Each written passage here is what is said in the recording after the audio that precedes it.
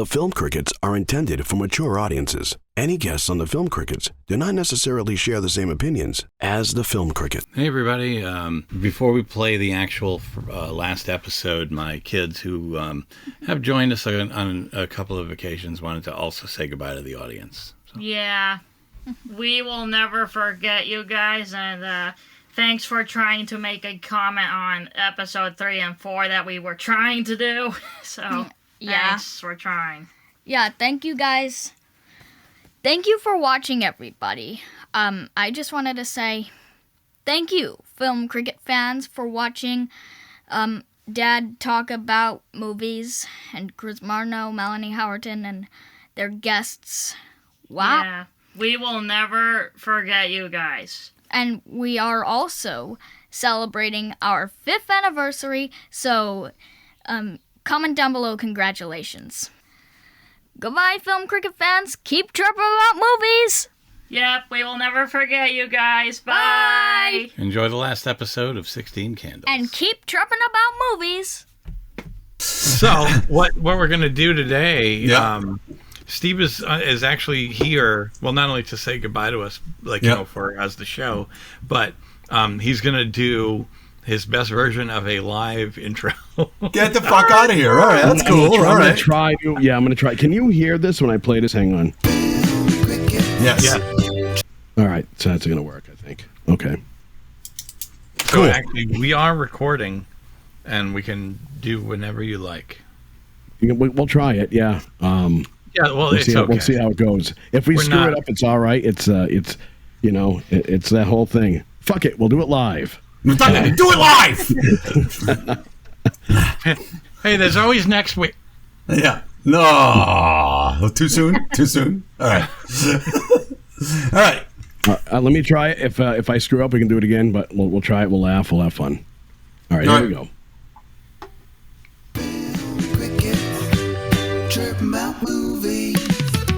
It's time for the Film Crickets with Jay Fortier, Chris Marno, and Melanie Howerton, along with their good longtime friend Ray Auger.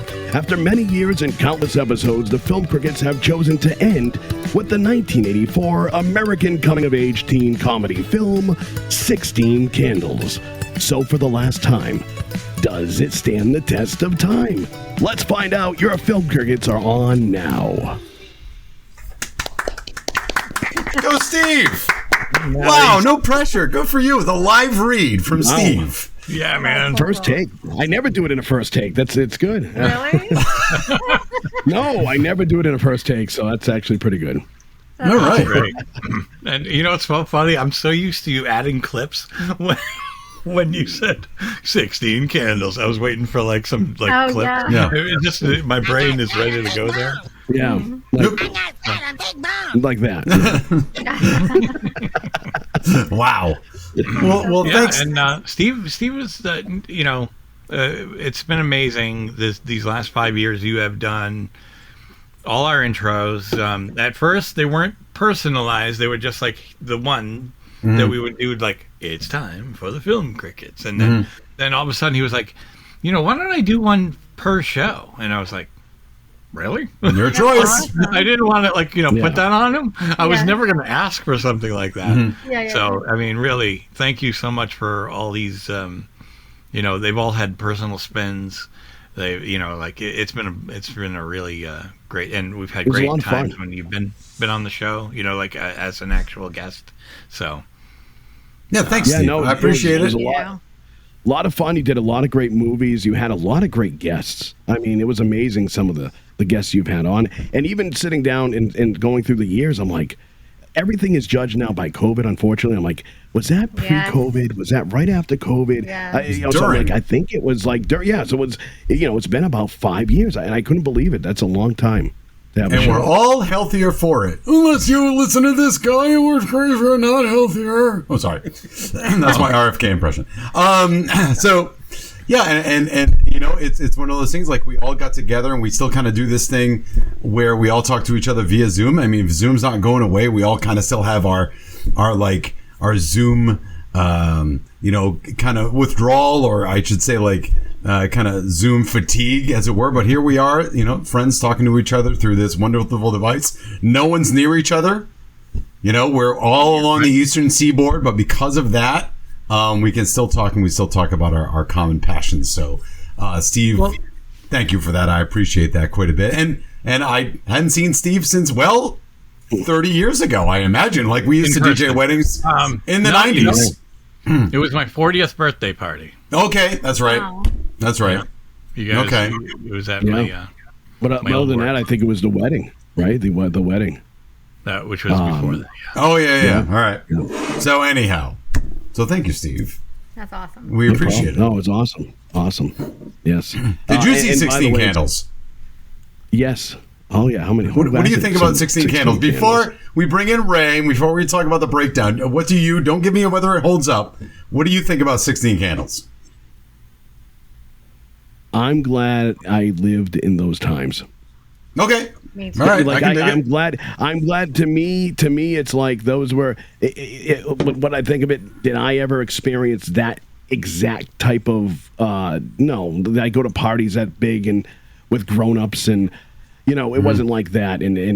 But I'm glad I lived in those times, because I think I relate to a movie like that more than what I'm watching nowadays. Sure. So Sure. I'm glad. I'm glad that I can actually say I was from that generation. Yeah. Sure. And it's what's interesting is the more things change, the more they stay the same. I mean, we all have the same fears, and we all have the same ambitions when we were young. The framework through which we live through these fears and ambitions is different, but everybody still has the same fears, and everybody still has the same ambitions and the same dreams. And that's kind of what I think 16 Candles is about, and why or why not it holds up, which we're going to discuss. So, cool, man. So, are we going to get into the movie? What do you think? Yeah. All right, and let's welcome back Ray Auger. Ray. Ray hasn't said much. No. Ray, how's it going? Good, thank you. It's been a while. I appreciate you guys asking me to do the final show. That's a lot. That's a lot of pressure on me. No, come on. Well, Please. I'm really used to doing the hosting, so whenever I'm a guest or if somebody's interviewing me, it's always very awkward. But I feel very comfortable with you guys all the time. Well, thank you. We try to make it awkward as possible for everybody, and try to dial down the awkwardness as the episode goes by. So, thanks again, and yes, Jason. No, I was going to say, is Steve staying? Or I'm only asking because I don't want him to feel like, oh, shit. Like I wasn't ready to talk about the movie. If you want me to stay, I can stay. Yep. Yeah. It's up to you. Yeah, sure. Yeah. Let's go 5. I've never seen this many tiles. And Steve, if you want to, the more the merrier. We're kind of going to get into this here in a little bit. It is sad to say that it is our last review here, but as I was mentioning to everybody before we kind of walked in, if there is a movie to really kind of talk about movies that are good that may or may not hold up, I think this is a pretty good conversation. So I would think we should get started with 16 Candles. Let's go on an A-plan. I got things I got to say. I hope you guys have things you got to say. Yeah. Let me just ask you this. Yeah. 5 years ago, did you ever think you would review this movie? Or was it like already out of bounds for you? No, me personally, Like I'd have been down to review this movie. I just never thought of it. When they said, "Hey, our last show is going to be 16 Candles," I'm like, "Holy shit! Why didn't I think of 16 Candles before?" Like, this is a perfect one that may or may not hold up. So, I don't know. Anybody else think that? Like, I never even dawned on me. Like, how good of a movie is this? Let's go around the horn here. So let's do this. What's your history with 16 Candles? How many times have you seen it? I'm sure we didn't see it, and maybe we saw it in the theater. I didn't. Tell me, how much do you think this is like a gateway into how movies either do stand up or don't stand up to the test of time? How about that, right? Don't tell me whether or not it actually stands up, but as a microcosm of what this show is about, whether or not how films change over time, and what the things we're worried about in the 80s versus now, and so on and so forth. So I'll go with Ray. Ray, what do you think? I haven't watched this in maybe about a year or so. A year, But it's a movie that I ingested over and over and over again growing up. Okay. I think I was 12 when it came out. I must have watched it on a bootleg VHS tape. And then it was just a movie I always gravitated towards because John Hughes, I mean, he was the storyteller of my youth. Yep. And I came from a very small town, so a lot of his movies were based in small towns, about small town kids doing small town stuff. And I have been to parties like this when I was in high school. Yeah. So once I hit that age, it was very familiar to me. The thing that drives me nuts about movies and teen parties is everyone's dancing at a party. Yeah. I've never been to a party where everyone's dancing. Yeah. No, me But either. somebody cutting someone's hair or sitting on a counter trading girlfriends or whatever, I was a part of that. So it really spoke to me. So I've always loved this movie. Whether it holds up or not, we'll get into that a little bit later on. Sure. But I think I can safely say I still love it for all the right and wrong reasons. I think because I'm a sick individual. Well, thank you. You heard it here first, folks. Ray Auger, sick individual. I think I've seen this movie safely. I could say maybe 70 times over the course of my lifetime. Yeah. Wow. Okay. Fair enough. All right. Cool. Melanie. Hi, Melanie. Hello. How's it going? I don't remember the first time I've ever seen it. Okay. I bought it for Emma, so I don't actually own it myself. And I've watched it with them when they were like younger, and I watched it recently for this, but I don't watch it, all the time. But I've seen it a billion times over the entire year. So. All right. That is many orders of magnitude more than the times Ray has seen it. 70 versus 1 Okay, billion. I'm an exaggerator. Okay. Numbers, Chances are he's still probably seen it more. Yeah. yeah, he probably definitely has. Yeah. Cool. All right, Jay. And do you think it encompasses what it was like then? Like the vibe of the movie. Are you talking to Melanie still? I'm talking to Melanie still. So do you think it's still like is it fake 80s? Does it really nail it? Like what do you think? Oh, I think it nails it 100%. Yeah. Except for like Ray said, I don't think I've ever been to a party where everybody was dancing. More around sitting around couches, tables, and floors. But yeah, no, 100% nails it. And as far as how people would take it today, 100% different than we took it back then, because that was just normal for us. All of that, everything that's in that movie was just normal for us to see. We just grew up with everything being that way. Yep. Now everybody's so sensitized. Yeah. To everything. Like, I don't know if we'll talk about that later, but go ahead. That's like next. Cool. Jay or Steve, who wants to go? Go ahead, Steve. I was young, obviously, when it came out, and I don't know when I first saw it, but in the 80s, and I probably related more to the geek than the cool people. But definitely it was what I thought maybe I knew that high school was, but also what I thought it should be, kind of, I guess, those parties and stuff. Or wanted it to be, maybe. Yeah, wanted definitely it to be. 80s, and I mean, it was people dancing.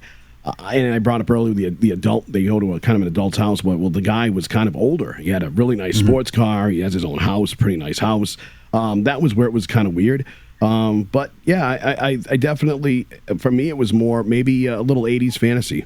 Like right. now, Did you watch it a this is lot? how it's supposed to be. Did you watch it a lot? Have you seen it a lot of times?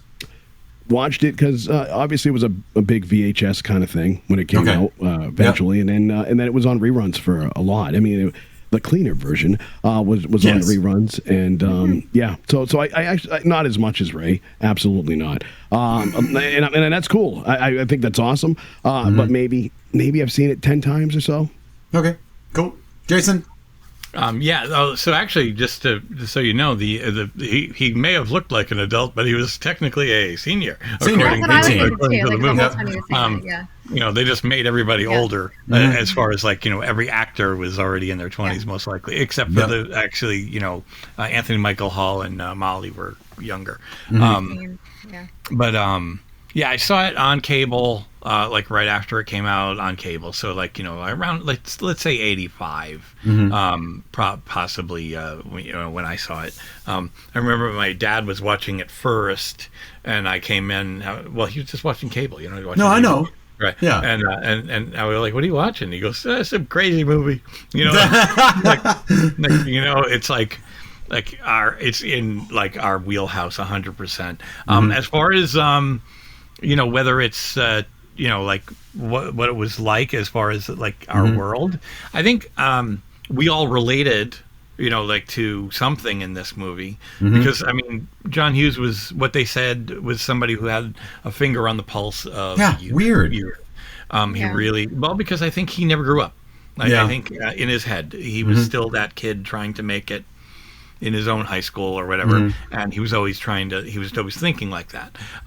Though I thought it was sensationalized. You know what I'm saying? Like the party was like, I've never been to a party where everything like was destroyed. Sure. Oh my God, no. And Ray, have you, Ray? I actually haven't. I did have a party at my house once when I was a sophomore, and all the football players said, "Oh yeah, it'll just be us. Don't worry about it." And they all invited other people. So I did have like bikers pull up on my driveway at one point. I had somebody put a hamburger in the microwave for about 100 minutes, so the thing started smoking, and so it was borderline getting to that point, but it never got that bad. But I've seen stuff. Let's not forget, Ray had a party where he was making out with a girl to make sure that Anthony Michael Hall didn't get her. You remember that story?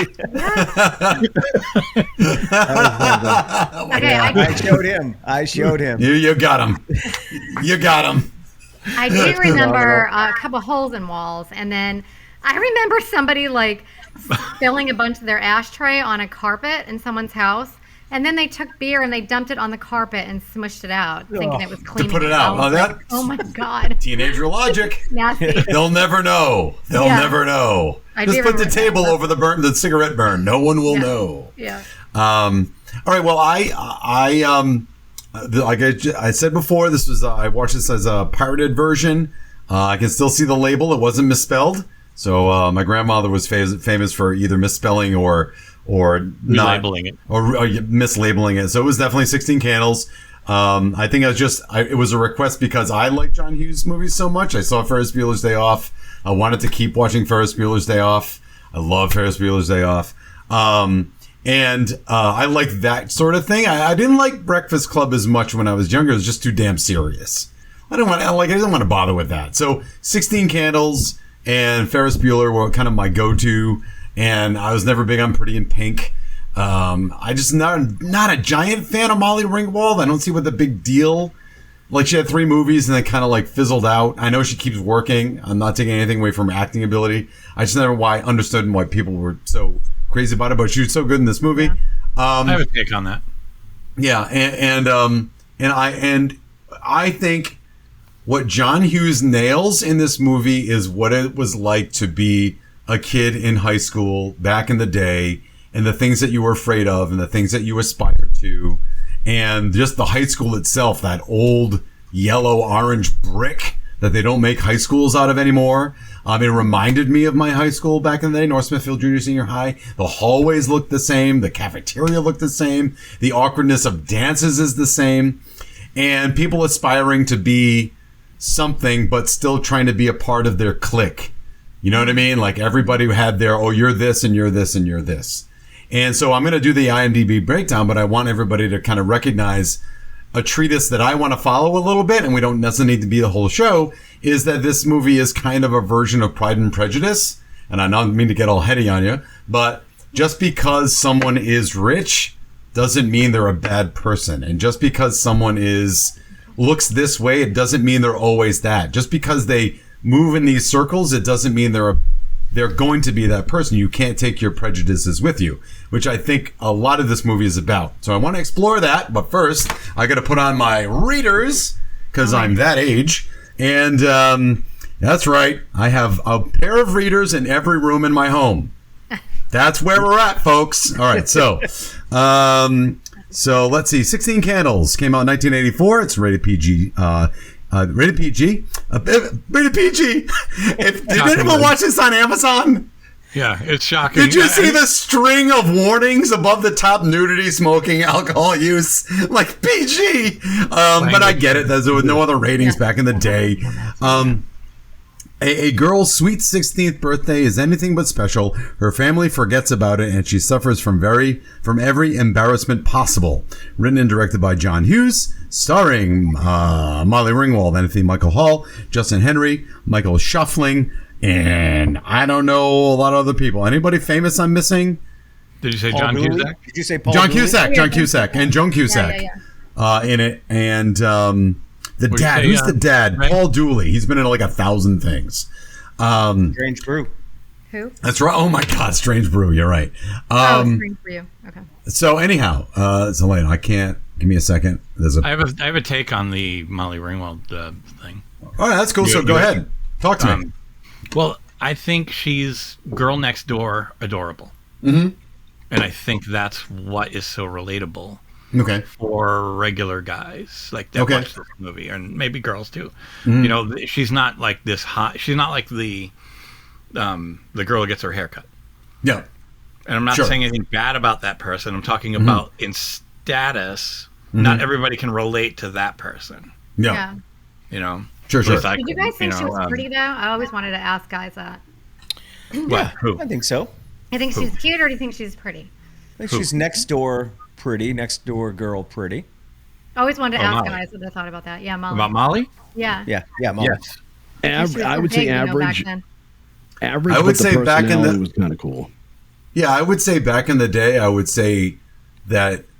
Like, were you attracted to her when you saw this movie? Or I would say so. I'd say probably because of the reason that I would think, and again, maybe this speaks to it, that she's of my same status, kind of awkward, kind of not necessarily super cool, not necessarily not cool. She's not the what's the girlfriend's name? What's Jake's girlfriend's name? What's her name? I can't remember. I don't even know. God. Anthony Michael's Hall name, by the way, in the credits is Geek. I love that. Farmer Ted all over the place when I looked him up. Right. But I know it says Geek in the credits. That's but funny. So I would say Susan, I want to say her name is Susan. yeah. So I would say Caroline. Caroline. Okay. So I would know. So being of average status, I would say that Caroline is out of my league, but Molly Ringwald would be in my league. So to me, I'm the Anthony Michael Hall of this movie. I'm like, I would like to, because I probably have a shot, and I'm not going to punch above my weight class. So that's probably the best I got. Molly was kind of above for him too, though. I mean, she was older. You know what I mean? Yeah. Like, well, that's the thing, is that he's a freshman. Like, we keep forgetting, like, he is a freshman. And I got to tell you, as a teacher, he nails freshmen. He has got freshmen down pat. Awkward. He's still got braces. He's not quite middle school, but he's not even sophomore yet. He's still, like, doesn't even know himself. And he wants to be older, but he just can't do it. And he hasn't learned enough yet to be cool. But what's interesting and so endearing about Anthony Michael Hall in the movie is that, okay, so why are we starting with Anthony Michael Hall? That's what a place to start. To me, he's nerdy. He's the king of the nerds. So he thinks he's important, but he's absolutely the bottom rung on the social ladder because he's a freshman. So he's like, what, 14? 14. But he breaks in. Yeah, I know, but he breaks in, right? So he's for some reason they all go to him, and he has to maintain this status that he's cool. So he's going to keep letting them think he's cool, but he knows he's not cool, and he has to keep trying to do things to prove to them that he should be their leader because he doesn't have anything else going for him, right? Like, he's not a computer geek. He's not like John Cusack and his friend there with the weird fucking headgear things. Oh my God. They're always wearing. Like, I don't even know.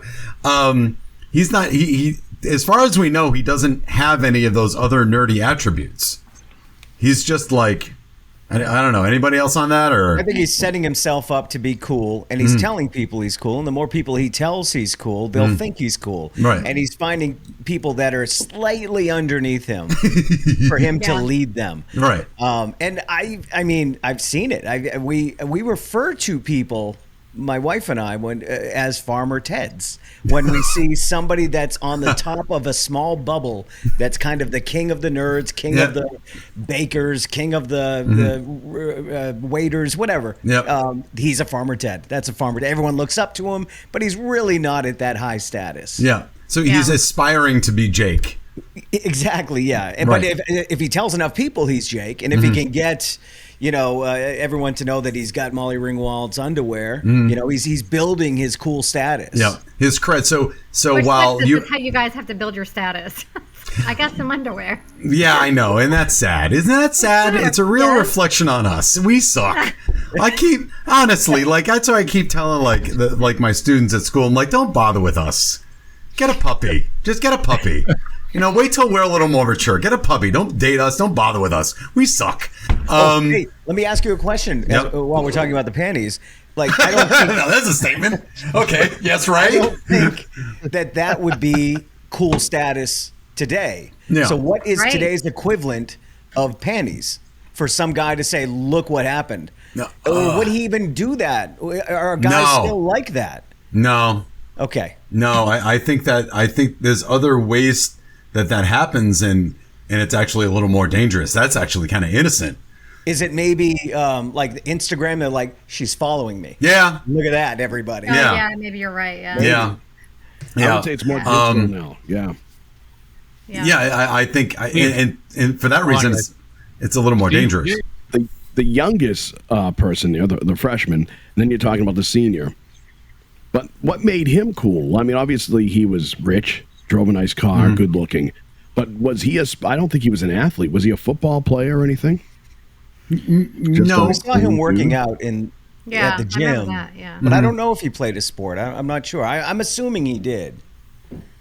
Well, that's a prejudice. We assume that because he's cool, he played a sport. He was very preppy. Okay. Yeah. That was for sure. And a little quiet. But we don't know him before that movie. Like, he seems like a really nice guy. Yeah. And he doesn't want to put up with his girlfriend's bullshit anymore. And he's very soft-spoken, sort of. But we don't know what he was like before that. What was he like as a junior and a senior before the movie? Yeah. Maybe he did pick on all the kids. We never saw that with him. Well, he does say, he says when him and Anthony Michael Hall have their man-to-man moment, where they're playing Frank Sinatra's, I think it's New York, New York. Which is weird at a party, yeah. And they're playing, and he's making, looks like martinis, right? Yeah, and I think it's Farmer Ted's attempt at looking how mature. Because I think he read a book. I think Farmer Ted read a book. Yeah.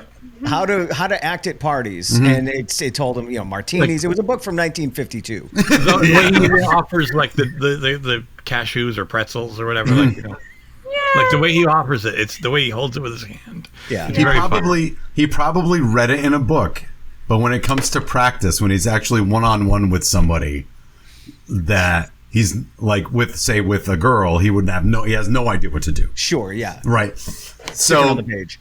But when we're talking about Jake Ryan, the senior in the figure, wondering what he's like. He seems soft spoken. He seems like his heart is in the right place. We assume that he's a jock and that he's going to be pretentious, but he's actually really kind of nice and soft spoken. What's he like before? Well, he does threaten Farmer Ted that he's going to beat the shit out of him. But if he does what? I forget what it was. It was a good If he lies to him. Yeah, if he lies to him. threat. Yeah. Yeah. I think. I know, but then he also says, like, why would I want... So they're talking about... Jake has this crush on... What's Martha Ringwald's name? Samantha. Samantha. Yes, ma'am. Jake has a crush on Samantha, and it's actually either too shy to talk about it, or he thinks like she doesn't know he exists, and which is crazy, but whatever. How do you not know? You drive a Porsche and you're dressed like that, but whatever. Pretty much there are signs everywhere that says "Look at me," but okay. Also the note, which she didn't write, but I mean it was like the quiz. The quiz, Also yeah. in the gym. It said Jake Ryan. Yeah, and then the gym, he asked what his friend what he thought of her, and he goes, "I don't." And he goes, "She's always looking at me all the time like she's in love with me." Mm-hmm. So he knew of her. Yeah. Well, okay. They were So in study class together. So, but he even though he is sick of his current girlfriend's bullshit, and he's like, I'm just not. Anthony, Farmer Ted says, what's your deal with your girlfriend? It's like, I'm just not interested anymore. And he says, look, I don't need to have Suzanne. I can go upstairs and basically say, violate her 10 different ways. Yeah. So She's what? passed What? out. She's passed out. I could violate her in 10 different ways. Like that's one of the ways this doesn't hold up. But is that said for laughs? Is that said for like, oh, good for you? Like what? So we don't really care about that. So maybe he's gone through a lot. Maybe he was kind of a prick to everybody. Maybe he was shallow like his girlfriend. And maybe he's just sick of the whole thing. And he just wants to be with somebody nice. and someone that seems sweet. Maybe he can't be with someone like her because of his status, right? I mean, maybe he's afraid of what people will think. Yeah. So, and he assumes that she's going to be a certain way, so he can't like punch below his weight class, as I said before, punching above my weight class. Maybe he can't punch below his weight class because he doesn't know what to do, right? No, I give him credit because he's trying throughout the whole movie. He's not like just dancing around it. He's making phone calls during the party multiple times. Of course, he's reaching the grandparents, but grandparents are hilarious. Yeah, it's great. You know, like the first thing he's about to hang up, he goes, eat me. Yeah. And then, what did he want? Sex. Yeah, sex. Samantha's so lucky to have us, even though she doesn't know it. Yeah. She would kill them. So it's interesting because, again, we are presented with characters that we assume from other movies. If you saw Jake Ryan in another movie, you'd know, he would act like you would expect Jake Ryan to act. He is in Vision Quest, Yes, and he does act that way. Okay. Right? Because he seems to fit that bill. He's an insecure, tough guy in that movie. And, with a mohawk. Yeah, with the mohawk. Great character. But yeah, exactly right. I mean, he looks the part and plays the part. That's Right. crazy. I'm going to have to watch it again. And you would think that, and let's go back to the beginning of the movie when we first meet Suzanne, Molly Ringwald, Suzanne, and she's talking. Samantha, sorry, I'm not good with names. It's my fault. I said Susan for the other girl, and it's not even the right name. All right. So Samantha. So we meet her at the beginning of the movie where we set up the fact that it's her birthday, but everybody forgot her birthday, and it's a good reason because there's a wedding, even though it's not really a good reason to forget your daughter's birthday, but things get crazy. Okay, fine. Also, there's that vibe of Gen X parents who aren't ever there and forget about their kids, and they're on their own even when it's their birthday. So we already got company, foreign exchange student, all right, foreign exchange. The foreign exchange student we haven't talked about yet. But when we first meet Samantha, and she starts complaining about her parent and everyone's ignoring me, and her little brother who is friggin' hysterical.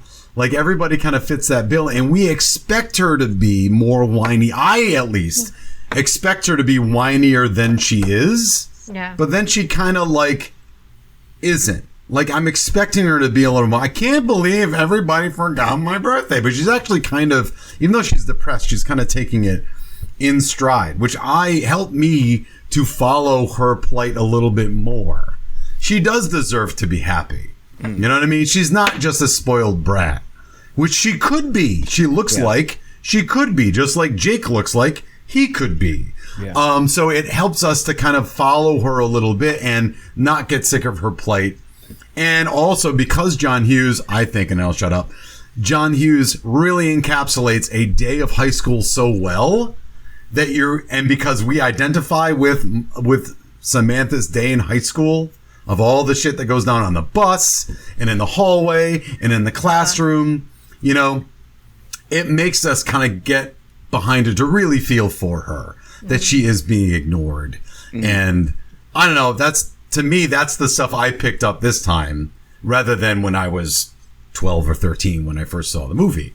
Like, oh, I recognize that how much this sucks, how much this day in the life sucks. And she's actually taking it in stride really well. Well, to your point, Chris, John Hughes is great how broad he goes with the high school. You know, you've got Joan Cusack with the headgear. Oh, my God. You know, I mean, they didn't have to show that, but they're showing...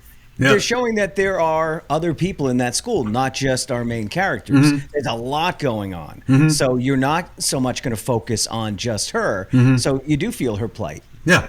It's just kind of neat, and you're not like, if she whined more, I wouldn't care. But she's just being a very a grounded teenager who will probably end up being okay later in life. She'll be a good senior too. I think she'll be on top when she's a senior. She's just, and she's just dealing with, how do I talk to the guy I really care about? And when that guy she cares about kind of ignores her, it really does hurt. Melanie. I just noticed too that she's just a nice person in general because, she is older than Farmer Ted. and he's driving her crazy, and he's kind of geeky compared to her. Everybody's on the ladder in the high school, and she's always super nice to him. She's no matter what he does to her, hits on her, even when he comes to visit her, when she's just sitting in the car and wants to be alone, she's always nice to him. She's nice to everybody. Just not on the bus. Yeah, she was very. At the beginning. But She's still not bad on the bus, though, compared to what he does. But what she says is just basically, please just leave me alone. Yeah. Just leave me alone. Like, She came around. I meant more in the car. The little half a car that in auto shop. So funny how she how about that for the 80s? Auto shop. Auto shop. They need auto shop. Schools need auto shop. I know. Right. I'm saying they don't seem to have shop anymore. No, what you gotta go to you need auto shop. You need people to be able to fix cars. For God's sakes. Anyway, girls I'd like to talk about. But we have to do home ec. Home ec is important. It's important to be able to do that. Make mac and cheese. Absolutely.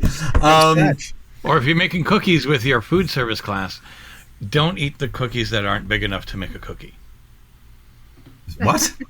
What is that? What? We would make cookies, right? You roll them into ball. Yeah. You roll them into balls, right? And then I put it down and I go, well, that's not big enough to make a cookie. Oh my God, that's funny. And they were like, don't eat the cookies, but that wasn't big enough. It wasn't big enough to make, funny. man. How do you get salmonella? Or whatever. But here's what I want to talk about before we talk about how the things that are really intrinsically wrong with this movie. I really want to focus on the stuff that is right with this movie. The things that something wrong with it? Oh, a lot. A whole lot. But to me, it has this very warm center. And to me, when I watch it, particularly that Anthony Michael Hall scene, there's a point where, Samantha's getting ignored because it's her sister's birthday, who is a spoiled brat. And she thinks her parents are ignoring her. And she goes to the dance, and that's where, there's a lot of rebuffing and there's a lot of dance drama. For those of us that have been to cafeteria dances, there's dance drama. There's always one girl that just shows up at the dance and cries for 3 hours. Like that sort of shit. I've seen that so many times. What are you crying about? All right, leave her alone. And then all the girls crowd around her, and then some guys going, some guys hammered and whatever. So that's that dance culture, right? It's cafeteria dance culture. Anyway, so a lot of this high school stuff goes down that's not blown way out of proportion for the 1980s at a cafeteria dance. And at some point, Molly Ringwald, Samantha, who's been rebuffed by Jake, is in auto shop. And Farmer Ted comes in, who she pretty much told to get lost forever on the bus. And he really, while he says to his friends, I'm going to get with her, I can score her, blah, blah, blah, blah, blah, all that guy bullshit, when he's one-on-one with her, he's the first person, besides her other friend, Samantha's other friend who's a girl, to actually listen to her, to sit down and say, tell me what's wrong, and allows her to be vulnerable, and that he doesn't actually attack the vulnerability. Right? But he tries at one point. What's that? He does try to grab her and kiss her. Well, but that's because he's trying to play that part. But once he knows that's done, and she puts up that boundary, he respects that boundary and says, well, I forget the exact thing, but tell me what's going on. And she's able to talk to him. And instead of groping her, she gives him the peck on the cheek and moves along. And they became friends. They became friends. That moment. Right. Yeah. And so even they were though able he to. her, he tries to set her up because he was like, oh, Jake was asking about you. He's my boy. Right. He's my boy. So again, that is not. He is not out for himself in that moment because he says, Jake's my boy, even though he's not.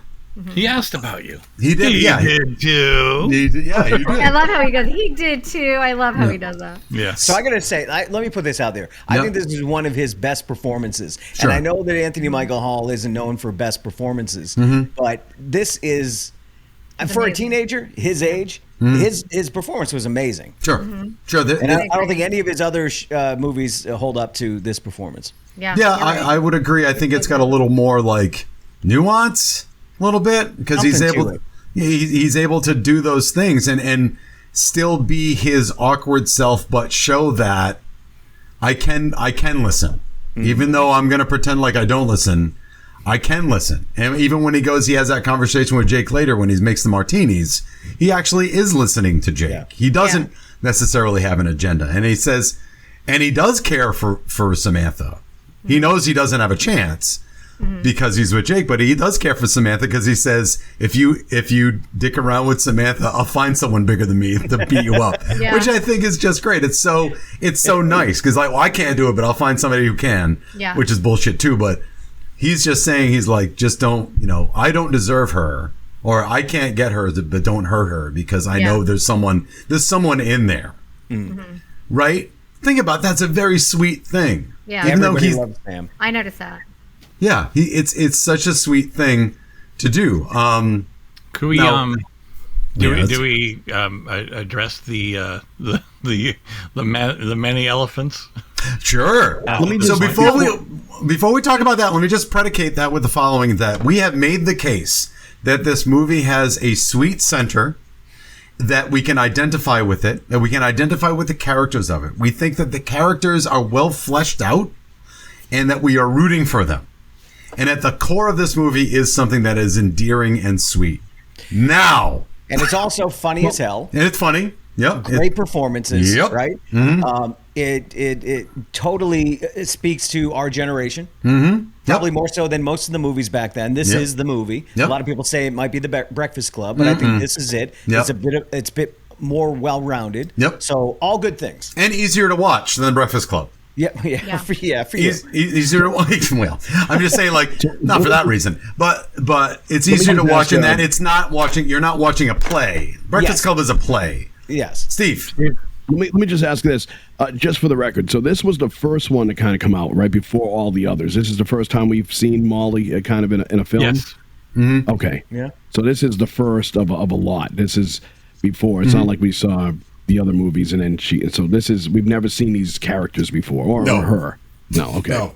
So did you guys notice the guy in the dance at the bleachers and who Sam's friend was dancing with? He's the guy from Halloween 5. He's the guy that did you notice that? Yeah.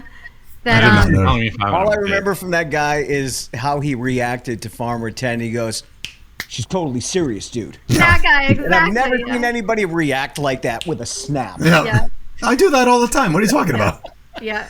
He was the one where Michael Myers was messing with his car and stole his car and all that kind of stuff after killed him. Before we get to the other things, I liked in the dance the way that Joan Cusack is dancing with her friend. Yeah. Oh yeah. God, headgear. Who raise your hand if you had headgear? He was having a ball back there. Headgear? Anybody? I never had braces, so. God, headgear is the worst. Thank God I don't do that anymore. I got my headgear on. Yeah, yes, I know. I love that.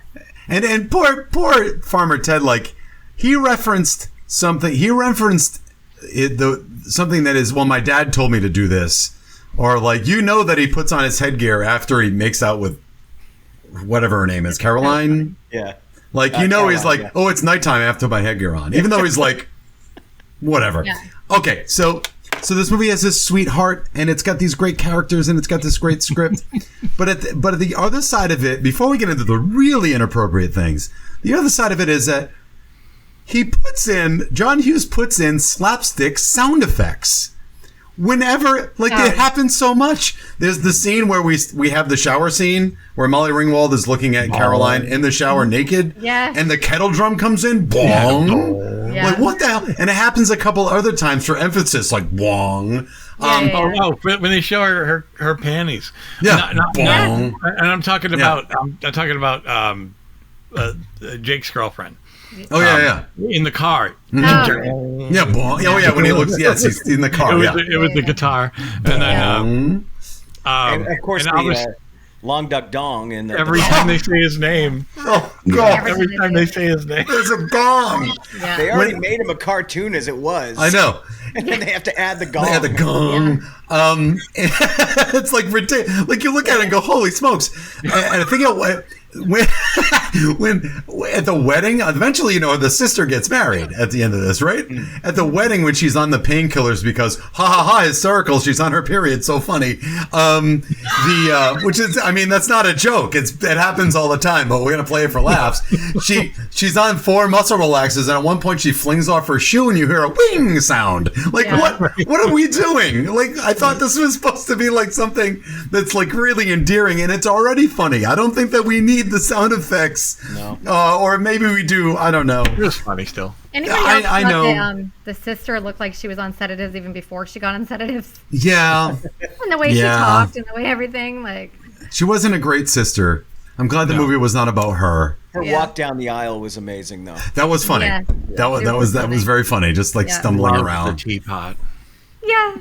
And by the way, the lady from Poltergeist playing the piano, playing the organ. Yeah. I had it on subtitles. I always keep my movies on subtitles now, just because I don't want to have. What did that person say? Yeah, it's easier just to have it balanced out. And I never heard her say it, like sing it.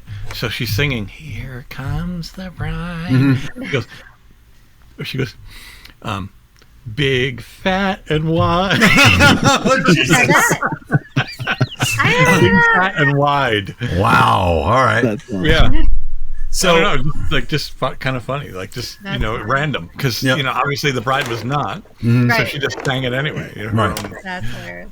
All right. So there's that, and then of course there's a lot of like high school people taking showers, which I'm always uncomfortable with, and then we got to talk about Long Tuck Dong. We can't avoid the elephant in the room.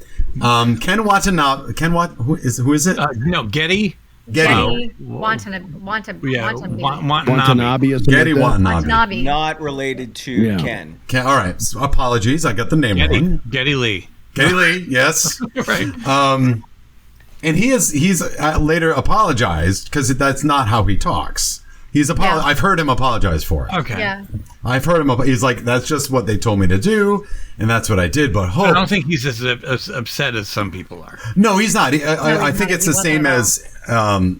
But I mean, they have an exchange student, but who did they exchange him for?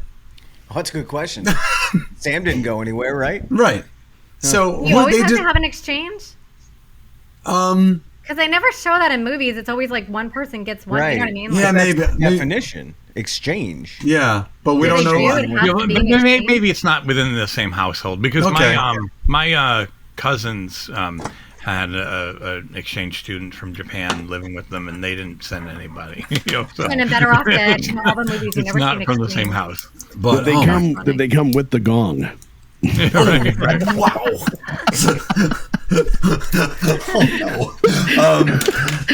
Oh no! Big Zildjian bag, black bag here. Yeah.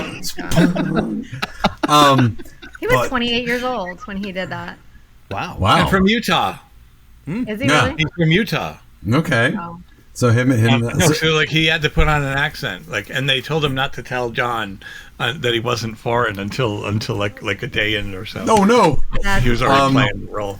So yeah, just kind of steeped in stereotypes. And I know the comedy part of it is that he's a fish out of water, right? Mm-hmm. He's in America and he's going to do what the Americans say. So what do the Americans do? They take advantage of his niceness, and when they say like he cooks and he cleans and he like takes out. So basically having him, making him do all the menial labor. Yeah. The moment he gets a sniff of alcohol, it's over.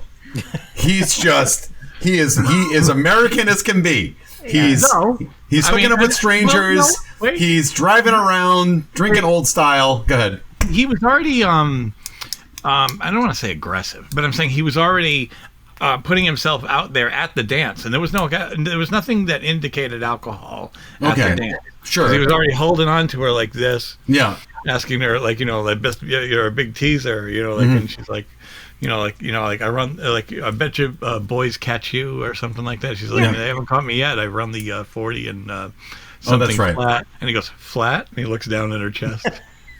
Gosh. Wait, what? It's so weird to me. And I just noticed it when I was watching this. I don't know why, but every time I've ever seen this movie, I always thought she was a gym teacher. I didn't think she was ever a student. Oh no! Because her T-shirt and even like the sports jacket she has on later, and she's so tall and she's so developed and she just looks so much older than everybody. I thought she was like a gym teacher chaperoning the dance. My entire life growing up, that's what I always thought until I watched it this time. I'm like, she's a student? Why was she at the party? No, why was they on that exercise bike? Why Oh my was God! anybody at the party? I When was you have just a thinking party the that same big, thing. it's like you don't have like all different ages. You don't have like seniors and then like freshmen and then geeks and then popular kids. It's not the geeks wouldn't be invited. It was like a free for all. I thought that was kind of weird too. So you know, and no fights. Weirdly enough, true. Yeah. I know. All right, so there's and that's a problem. But of course, you know. Man, I don't want to say it because I could get in trouble. But I don't want to do his voice because I could get in trouble. So listen, I hate to say this too, but you have, right? I mean, if somebody uses automobile in a sentence, what is your reaction? Be honest. We all do it. Anybody over 40, you have to be honest with yourself. Everybody says it. An honest question, though. Is it racist if he's portraying somebody from his own heritage? Yeah, you're right. It's not like Mickey Rooney doing his thing. Yeah. I think I'm only guessing. It's racist in the sense that it's a stereotypical portrayal, of what they would bring to the you know what I mean. They're more than that, I guess. Yeah. You know? Yeah.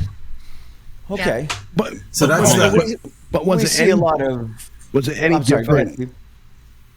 Was it any different than Eddie Murphy playing the white guy, the white professional? I just literally mentioned that the other day to somebody. I totally remember that episode when he gets on the bus and he's dressed as white. He's not white though. Eddie Murphy's not white. Right. He's not, so but he's portraying. Right, and I understand what you're saying. So I'm saying, is that even any worse than that? Like, is that really that offensive? I've never found that offensive when he's portraying like let me get this straight. When he's doing like his impression of like a white man. His impression of a white guy is, we all sound like accountants. Yeah. And he's like, you gotta walk with your butt real tight. Well, let me get this straight.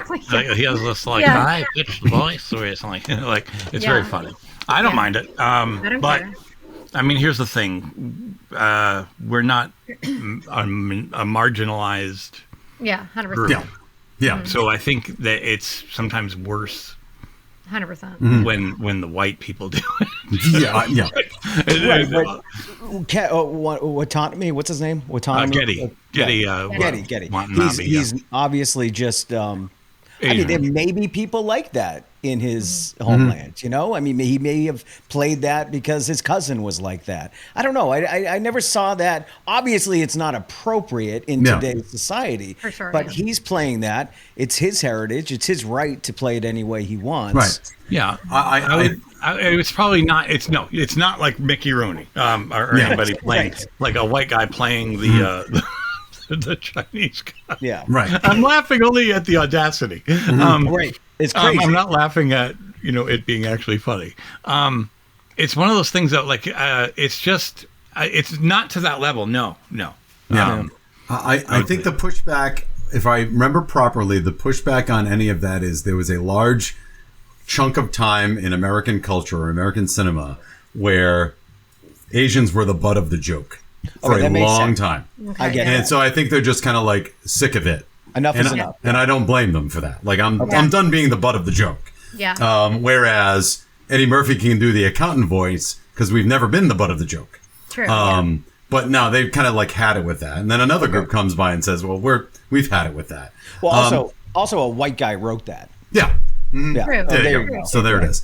So anyway, so having said that, but now moving on to other things that, like, how many times have we used in the just like in Adventures in Babysitting, the gay slur that was used 2 or 3 times in this movie, the R word once or twice. And again, I'm not doing a count of vocabulary. All I'm saying is we're going to talk about how what's not going to fly today, like that was those two words are basically the same as saying like it's the butt of the joke. Like you guys are, gay slur, so that's down here. Or you guys are R words because you're down here. And I'm not being that I'm not comfortable saying that word anymore. I just can't do it. It's like the C word. Like, I can't do it. I can't do it. Just say what it's about. Yeah, it just makes me feel gross. So, you know, it's funny though. Like I still laughed, but like, you know, it's one of those moments you're like, well, this moment wouldn't hold up. The guy at the dance at the Coats picks up his girlfriend like she's a piece of luggage. Yep. She's like sideways, and she's like smiling, like, I guess I'm leaving now. Yeah. Yeah. Yeah, the girlfriend has like, which I give her credit for Caroline, even though she gets, I take umbrage with, she has no agency at all once she's drunk. Like anything could happen to her and it's all acceptable. Right. You know what I mean? Also, So she's got to. Go ahead. Oh, sorry. Like when Jake lets Farmer Ted take his girlfriend home, he was like, I'll let you take her home. But you got to promise me that you're just not going to leave her in a parking lot somewhere. You got to get her home. It's like, what would she be doing in a parking lot to begin with? Yep. Are you basically saying it's okay to go do what you want to do with her in a parking lot, but make sure you don't leave her there? And then he hands him a 6-pack of beer on the way out so he can go have fun. Why does he need to go have fun if he's just supposed to take a drunk girl home, make sure she gets into her house, and then he can't even drive the car. He has who knows if he even has his license and whatever, like the whole thing. And he was like, he doesn't care like if she's blitzed or doesn't know the difference, because he even says, well, he goes, oh, she's so blitzed that she's not going to know the difference between that's nice. Anyway, like it's like that whole situation, the entire thing there is not okay. None of that's okay. Yeah, the whole thing was, you're going to help me with Sam, I'm going to give you my girlfriend. Exactly. And it wasn't just to drive her home. And I think that was pretty well implied, that it was go do whatever you want with her. She's a lot of fun. You're going to have a great time. She won't know the difference, like you said, Melanie. Here's some beer. And that's very creepy. That is it's got a very rapey vibe to it. Oh, yeah. And that's what I'm getting at. He does have sex with her after. Yep. And what I thought was really, this would never happen. She's like this super popular pretty person. He's like in 9th grade, supposedly a geek. She doesn't know who he is. She wakes up and she knows that they've had sex. She was, first of all, she says that she doesn't remember anything, but later on she says that I think I liked it. You know, but the whole thing is just super weird. Like that whole conversation between the two of them, I never think would happen. Yep. And then the conversation between her and her boyfriend would never happen either, where she was like she's acting like she's going to break up with him just because she doesn't know if it's working out. But don't worry, I got it covered. I'm not going to get hurt. And she's going to go off with Ted somewhere. I don't think so. This whole, No, it's not happening. The girlfriend has no agency. It's okay to kind of bounce her around. Yeah. And that's my problem is that, and the reason I predicated this part of the conversation was like, you have this kernel of a very sweet movie, a very caring movie, but we push aside basically date rape as it's like, well, that's just what happens.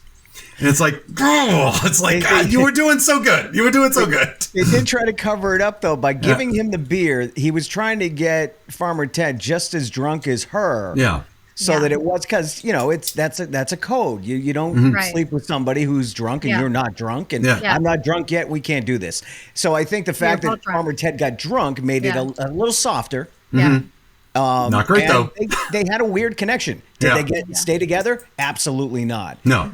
But, you know, they had a connection. Yeah. It just didn't have a clean, close shave. You did, yes. Those are supposed to be the nicest guys in the movie, and they're making them out to be super not good around all that time and rapey and whatever, but they're supposed to be super nice, and you're supposed to look at those guys like they are just super nice guys. And I think when I grew up in the 80s, you think, oh, Farmer Ted's a really nice guy, and oh, Jake is a really nice guy. I never grew up thinking that they weren't like really nice characters and nice people. And then you see stuff like that and you're like, hold on a minute. No, it does. And that's what I mean. Like, it doesn't even blip your radar back in the day. Yeah. And now you go, whoa. And that also makes you wonder, like, for those of us who may not be well adjusted, and I don't want to sound like an old fart here, but for those of us that may not be that are well adjusted, if you're 12 and you watch that movie and you're not well adjusted, do you think that's how you treat people? That's what I'm saying. You think that's normal. Right? That's now normal. Just like I was expecting high school to be, I'm gonna get beat up by seniors. There's gonna be house parties where I'm gonna get trapped in a glass table. And not to bring up another movie, but that's what I thought high school was gonna be like. It was like terrifying. The bus was always gonna be a disaster. You know what I mean? And I was scared of that. Just like when we watched Christine, I thought high school was a place you got stabbed. Like, I just thought that's what happens in high school when you're near the older kids. They're gonna stab the younger kids and take your lunch. Swirlies all around. Yeah, like that's what I thought, and it's really not. But that's kind of what I thought. So I almost asked the question, and Ray helped me with this, but I was watching the movie going, what came first? Giant house parties where the parents aren't home. What came first? Giant house parties in this movie, which made when people that saw 16 Candles go, hey, we should have giant house parties when the parents aren't home, and then had the giant house parties, or were they already existing? That's because I was too young to know, so I don't know. I'm sure a lot of people mimicked that party or tried to. Yeah. Well, you know what I mean? Like, oh, they're not home, so whoever comes by, whatever. You know what I mean? Weird science party. Yeah. Let's put a hamburger in the microwave for 100 minutes. Yeah. But if I can, and I know we're kind of winding down a little bit because we're kind of pushing against it, to go back from the things that aren't appropriate, let's go back to the sweet center of this movie in that, yes, it's a Gen X movie. The parents are nowhere to be found except for Samantha's parents. They're there. And at first, we're set up at the beginning of the movie like they're ignoring Samantha, right? Because they're so busy and Dad's off on his way. Dad only understands what Dad's stuff do, which is going to be a businessman. And Mom's so worried about the other things. And she's the middle kid. She's really getting ignored, in that sort of situation. And we're setting up that Dad is going to be just clueless. But then eventually when Dad and Samantha have their heart to heart in the middle of the night, when he realizes he forgot her birthday, he's so sweet in his eyes. And he doesn't make excuses. And he doesn't try to make it up to her. He just says, I feel terrible. And then they have their little father-daughter conversation. And you are on board with that guy. Like, he cares about her. And they have this kind of relationship. And when eventually Mom talks to her, like, Mom's not completely detached. She does understand what Samantha's going through. And she is in her corner.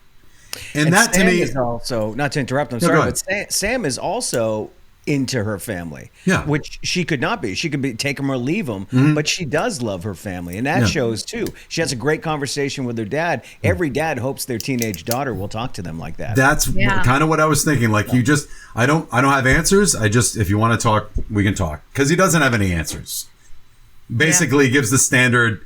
Well, if he sees in you what I see in you, he's crazy not to like you. And that's all you need to say. You don't need a solution. You just need to know what they think. Now, having said that, and even though they do have a wonderful relationship, there's no fucking way in hell you'd get out of a reception. You cannot not go to the reception. I'm sorry. I don't care what happens. Go see Jake later. You're going to reception now. You can go see him later. Why couldn't Jake go to the reception? Exactly. That's true. That's some bullshit. It is a weird missed moment. her 16th birthday. I think they would let her at this point do whatever the heck she wants right now. It was her 16th birthday. And they never even said, I'll make it up to you. They just said sorry. But you know what, though? The sister is blitzed. She is. She's She doesn't know what's going on. She's going to be zero fun. I mean, at the wedding, I'm talking about the reception. Yeah. Jenny, I guess, Yeah. is going to be just, loopy, and there's going to be it's going to be like a crazy adventure. So it probably didn't matter that she wasn't going to be there. And they were about to leave without her because she went to go get the veil, and nobody even noticed. Except, shit, there she is. Yeah. Except the father, he turned around. Yeah. By the way, great fucking song. At the end, it is Thompson Twins. If You Were Here. Oh yeah.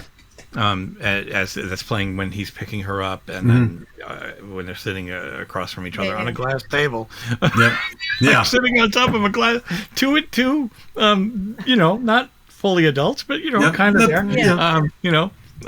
Sitting on top of a glass table, that always made me nervous. Oh, and kissing over flames. I wondered that. They're close to those flames. That's got to have been hot. That must have been hot. Right. But I want to say, we had a guest a couple of times, Joe Cortez, the host of Retro Pop Reunion.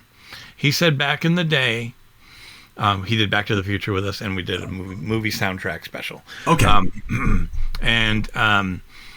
He said back in the day, he was getting flooded with phone calls in 1984 for a song that was at the end of 16 Candles, and whatever record company had Thompson Twins did not release it. They were so stupid not to release it in America. Wow. At the time. They didn't. Like nobody knew how to get it. They weren't playing it on the radio. It was a perfect moment for a song to become enormous because people were like going nuts calling for it. Cool. Well, It's like they dropped the fucking ball. You know how, yeah, totally. You know, sometimes they'll take a song and then they'll make it really slow and change it for like a spa setting. I don't know if you guys know that. Yes. Or like a wedding or something like that. Yeah. So in the spa where I am, we go around this whole loop this whole time with all these different songs. And there's no words because it's just soft music. And I can recognize different things. And I'm like, this is 16 Candles. This is at the very end of the song. And it really is. It's that song. And it's super slow and dragged out. But it's just the music in the background. And when I watch this, I'm like, I knew it. Yeah. Like, but yeah, they play that at the spa like every day, all day. Was it because you heard the gong at the end? Is that what gave it away? That gave it away. I knew that's what it was. Oh, and Jay, you're good with like songs. And Steve, too, you're probably, I'm Ray, I don't know. Okay, that's a stupid song in this, but I know I've heard it in another movie, and it's just a dumb little song. It's Hey Sucka. What the heck movie was that in? Hey, sucker. It was in this movie. It was in this. And it's when he's driving out of the driveway, and they play that. And I said, I literally just watched it who's driving? not that long ago. In the Rolls Royce? Yes, when he was driving out, trying to practice driving, they had that song on, and I said, I literally just watched something recently with this song, and I don't know if it was The Great Outdoors, but I'm telling you, I just heard that in another 80s movie. It is not on iTunes. Huh. Well, there is one by Justine Skye and Timberland, but I doubt that's... Yeah, it's probably Yeah, not it's it. the same Yeah, I exact saw that one. too. Huh. I was like, okay, I just heard that in another movie, like just recently. I'm gonna have to Yeah. look that up. I don't know if it's like I just watched The Great Outdoors not that long ago. I wonder if it was in that, but I don't know. I didn't know if you guys heard it. They only played it for a minute when he was backing out of the driveway, or coming out of the driveway. I guess a band called Yarn. Yeah. Something about Yarn. Yeah, I just It's not a very Yarn. good song Hey, at all. sucker. It's just that I've just With heard an it. R, though. You had said, hey, sucker. Like, so like, I didn't, Sucker, sucker. Hey, let me ask you Yeah, guys it's- this. it's Is there by a Yarn. soundtrack to this movie? Because I can't find it on believe so. iTunes. I don't remember. Oh, wait a minute. Hold on. There It it is. says 16 Candles 1984 soundtrack. You have that? I can't find that. Let me see. And I'm wondering if it was in one of the Friday the 13th or something. I don't know. I swear to you, I've heard that song just recently, not that long ago. I don't know. That's And I remember interesting. thinking, that's a stupid song. I'm like, it's not like it wasn't really a good song, but I'm like, I know that. I just heard that not that long ago. I'd have to hear it. Yeah. I know the son, Michael, was listening to AC/DC at one point, Yep. which was like Snowballs or something. And Peter Gunn, the Peter Gunn song. Oh, yeah. Like, I got what? another thing and that's on the Dragnet theme song was also Yeah. Dun, dun, dun, dun. Yeah, that's Yeah. right. Yeah. Yeah. and they had Spandau Ballet, true. Mm-hmm. Oh, yeah, I God. love Love that song. That's awesome. Did she have a Flock of Seagulls poster? I think she did. I know she had a Culture Club poster. Oh, maybe it was Culture Club. I'm Squeeze. pretty sure it was Flock of Seagulls. No, I thought of another paragraph that doesn't hold up. Wow. When the grandpa is looking, he's on the phone and he's calling the police and he's looking for Long Duck Dong. And he describes what he's wearing and then he goes, no, he's not retarded. right. Yeah. You cannot say that Oh, God. at all. It is a funny reaction, though. It is It's- funny. And I think What he was it's on the wearing. cop on the other end of the phone. It's Yeah. not on Grandpa. I think it's Yeah. on the cop. Yeah. Because he's scolding him. Yeah. Yeah. Yeah. God. For what he's wearing. Yeah. Argyle socks. Oh, Uh-oh. He's done. He's done. He left. he was left. Screw Not this even shit, a man. goodbye. I'm out. You guys suck. Is he going to come back? I Yeah. assume so. Uh-oh. I'm in the bathroom. I'll be right back. Okay. Do you want to do trivia after or? Sure.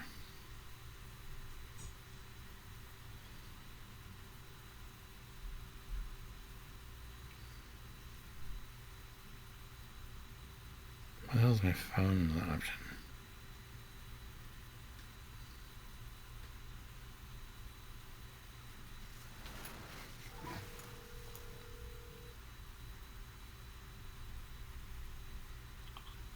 Lost you. Disconnected. Yeah.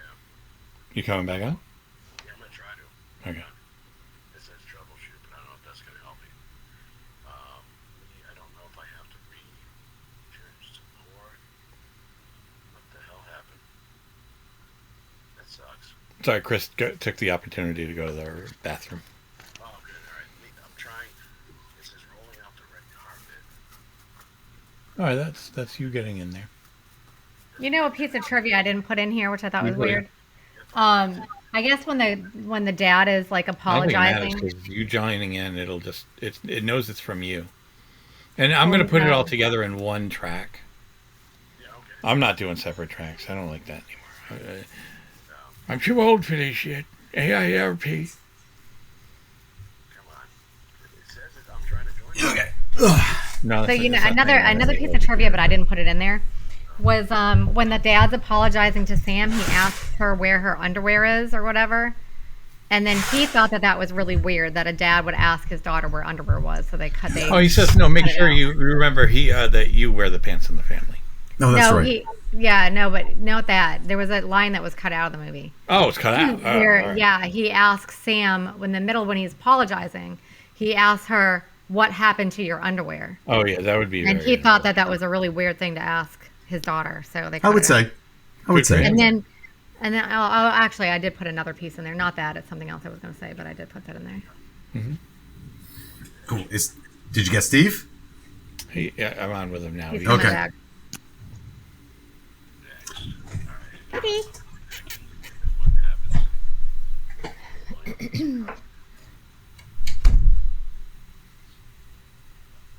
I started looking up. La da da. What is this? That's my name still. Ray, is that the Viking hat from the Babysitter movie? No, but it is just it's like from Party City. It's a real cheap plastic Oh. party hat. I do bar crawls a couple times a year for charity, and That's I cool. it's my signature hat that I wear. Aw, They I can like find that. him. Where's Ray? Look for the hat. Okay, there he Is is. that a speaking spell? Not a speaking spell. I mean, Simon. It's a Simon. Simon, yeah, that's what I Oh, that's I actually have my it. friend painted that on an album, Oh my God. and it's my '80s band that I had called Open with Dave Rivers. Froman Project. That's awesome. So she painted that on an album. Okay, That's you're cool. coming on. I think I'm seeing the three dots. Dave Froman. Oh yeah, I see them. Yeah, he's gotta- the Sausage King of Chicago. Autographed, That's right. Okay. autographed Let me go back to Club my- Dread I see 'em. poster, I see Oh that. my God. That's Nice out. awesome. Can you hear me? and that's an original Back to the Future poster. Awesome. Wow, really? If that was in like the movie theaters Can you hear or me at all? something? Yeah. I can hear you. Wow, that's I have an awesome. Where'd you find that? original Return of the Jedi. Sorry about that. Oh, Yeah. Wow. I've got the artist that made that. I have a signed picture. Cool. That's so cool. He's done a bunch of those, right? The only thing is, it's saying that like I have Indiana Jones. And Big Trouble in Little other China. tabs. he does that one too. Yep. It's still He's like saying that? 95 when I met him. Yeah. That's cool. Hang on. Steve, Oh, my you know what? Let favorite me- thing that we did was the Trick or Treat movie. It was just us and Yeah. Steve. I loved that one. It was so Yeah, that good. was fun. Was that? And I was the gonna Gene Simmons ask that when we trick-or-treat? come back Yes. on. Yes. Yeah. It came out good. It was a good episode. Mark Um, Price. Yep, Yeah. that's right. Skippy. Yeah. Skippy. Yeah. And I was gonna ask that when we come back on to see what your favorite episodes were. since Oh it's the yeah, no, last I was thinking episode. about doing maybe if we have some time to do at the end a little retrospective. Sure. That's fine. So, do you want to do trivia? Yeah, I mean, we'll do trivia. Yeah, Yeah. hold on, All right. let me go to media. Fuck it, we'll do it live. Fuck, we'll do it live. We'll do it live. God, a prick, that guy. Oh God. Jesus Christ. You I'm ready? sure he treats the wait staff great. Yeah. I'm sure he does. If there's a little problem, I'm sure he's very even Funny keeled. story is, a girl I went to school with was his producer on Fox. Really? Oh wow. I graduated high school with her, and she was the actual one of the main producers on the show. That's so cool. I never got a chance to ask her what she thought of him, but yeah, I'm sure he's great. I think we know. Yeah, I'm sure he's just great. I'm sure he had a gentle hand I'm sure it was Yes. tough. Yes. on her. I'm sure it was tough. Yeah. hands. Oh my god. God. Imagine. Well, he was known for sexual harassment, so Yeah, super. It's time for TMI with Melanie. Listen to this. I am in the bathroom right before the movie starts. And I'm in the stall, and there's no toilet paper. And mine are at home in a display case above my bed. TMI, my friends. TMI? Too much information. Don't go there, but that's lame. Now, here's Melanie with your timeless movie info. All right, Melanie, give us 16 different things to listen to. Okay. Might have more than that. All right. Let's see. Anthony Michael Hall and Molly Ringwald initially disliked each other, so John Hughes took them to a record store and they bonded after they found out that they liked the same music. One of the groups that they liked was the Rave Ups, which Samantha scribbled on her friend's notebook. Yep. They actually dated briefly in real life. The two dated between this movie and The Breakfast Club in 1985. Of all the films Molly Ringwald made with John Hughes, she said that she had the most fun with 16 Candles. Carl and Glenn, which is Brenda, Samantha's mom, confronted John Hughes about the fact that the script didn't call for her to apologize for forgetting her daughter's birthday, despite that her character was described as a good, attentive mother. Hughes agreed and added the scene where she tearfully apologizes to Samantha. Carl and Glenn, who plays Samantha's mom, is the real-life mother of actress Mary Stuart Masterson, who co-starred in the John Hughes production Some Kind of Wonderful. That's one movie that we didn't do that I always think of a lot. Like Peggy Sue Got Married. Like there's like 1,000 movies when we said we weren't going to do anymore. I'm like, oh, we didn't do this, we didn't do that. The movie's costume designer, begged Molly Ringwald not to wear that hat that she wore in the beginning of the movie. Ringwald insisted, and after the movie was released, teenage girls started wearing their hats tilted back just like hers. God. Molly Ringwald's real-life sister, Beth Ringwald, appears in this film as Patty Baker. Just like in The Breakfast Club, Anthony Michael Hall's mom, Mercedes Hall, and his little sister also appears as his mother and sister in the movie. Haviland Morris didn't want to do the shower scene because the point was that she had bigger breasts than Sam and Randy, which she did not. So they had a body double for her to keep it in there. She's actually a natural redhead that John Hughes only wanted only one redhead for the movie. So they made her wear a wig, which is good because they cut it later on. All right, yeah. It did look kind of like fake. Yeah. And I was about to say it looked good. Fake when they cut it. But I noticed when she was at the dance and other times, I thought it looked so real. Like, well, they had a hard time with the cutting scene. It just, it looked so fake. Yeah. All right. Yeah. But the other times I thought, well, they could have just dyed her hair a little bit instead of making her wear a wig. They didn't have enough money to air conditioning the gym, so it was over 100 degrees during filming. It was so hot that Haviland Morris had to change dresses between takes due to all the sweat. So I'm sure everybody smelled really good in there. Oh, yeah, sure. Michael, I'm not going to say this right, you guys. Michael... It's like Schofling. Yeah, okay. Schofling. Schofling was so shy during his audition that it almost cost him the job. But the producer, Michelle Manning, said that he was so stunning and dreamy that we cast him anyway. He had a serious girlfriend at the time, Valerie C. Robinson. He and Robinson later married and had 2 children together. Sam's room was a set built inside of the school gym where they filmed the dance. Molly got to decorate. Molly got to decorate Samantha's room with items from her own bedroom.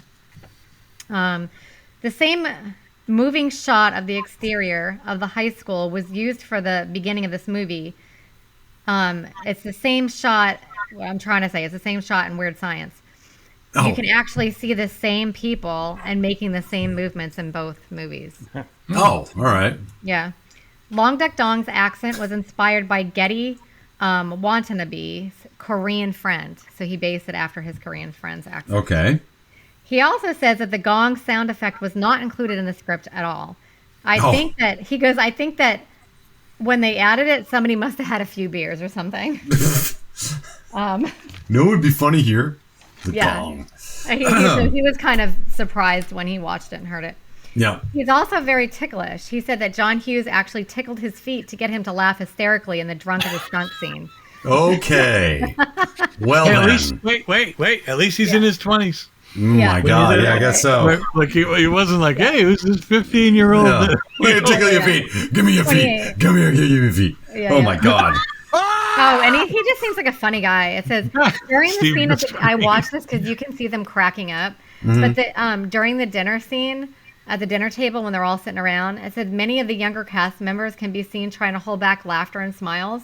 It wasn't because of what they were saying during the filming. It was because while they were filming, Getty was doing things off camera while he was reading his lines to make them laugh. One of the things that he did was stick grapes off his nose. So he was, just, I guess, a hysterical guy that was making me laugh all the time. Hope they He had glad they fun came doing out. it, so. Yeah, right. There are some cut scenes where Long Duck Dongs and his sexy girlfriend go to a drive-in restaurant and cause a bit of trouble. And this is why later on it explains why there is a tray on the side of Grandpa's car. Oh, yeah. Yeah. Well, we can kind of put two and two together. Yeah, That's why there's a tray there. Yeah. All right. The cake that Jake Ryan and Samantha kiss over was made out of cardboard. When they tried shooting the scene with a real cake, it just kept melting in between the long takes, so they had to remake it with cardboard and put frosting on it. Anthony Michael Hall said, oh, this is funny. When the cattle call of teenagers showed up to be cast as extras in the movie, John Hughes told Hall to just pick two. They're your buddies, you choose them.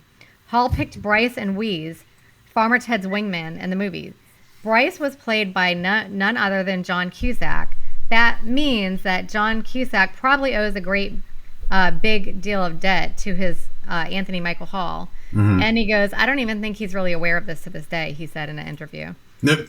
The movie's line, "Can I borrow your underpants for 10 minutes?" was voted number 86 out of 100 and the greatest movie lines. Okay. The cafeteria scene is only included in the television, because I was like, what cafeteria scene? It's only, because I watched the DVD, it's only included in the televised broadcast. It was never in the theatrical version or VHS or DVD versions. I know, Jay, you mentioned this before. John Kapelos was the only actor to appear in all three John Hughes teen films, which were made under contract with Universal. Weird Science, he can be seen at the table in a bar. Yeah, the Breakfast Club. Yeah, and the Breakfast Club, he's a janitor. And in this movie, he's Sam's future brother-in-law. The studio had so in order to get, this is why they have a PG rating. In order to get a PG rating, they had to cut out some F-bombs. There's a rule by the ratings board, which still stands to this day, that if you have 2 or more F-bombs, it is now a rating R. And that's why they were able to get away with the PG rating. All the other stuff, totally okay. I think, but I think I've heard some slips in other movies that are PG-13 that I've heard more than one F-bomb. Yeah, you can have 2, I think, right? Oh, you can't have more than 2. I think they had 2 or more. But anyways, like Walking Dead is allowed 1 F-bomb because of the time that it gets 1. Strangely enough. Yep.